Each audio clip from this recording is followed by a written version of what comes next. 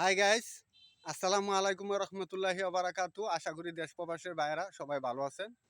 সবার প্রতি দোয়া ও শুভকামনা। আমি বশির মিতার পক্ষ থেকে আজ আসলাম গুড়ামারা চকে উক খাওয়ার জন্য।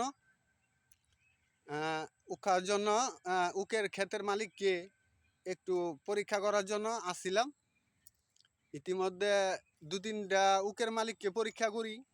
আমার পকেটে টাকা ছিল, তবুও আমি বলছি যে আমার পকেটে টাকা নেই, আমাকে একটা ছোটোমোটো উক দেন না।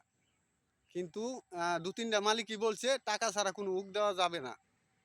লাস্টে এক ভাইয়ের কাছে যাই, সে ভাই আমাকে টাকা ছাড়া বিশাল একটা উক দেয়।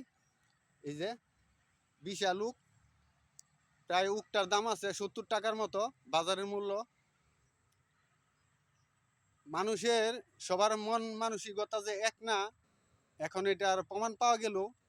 তারপরে আমি শুধু ভাইকে বলি, ভাই আমার কাছে টাকা আছে, আপনি টাকাটা নেন।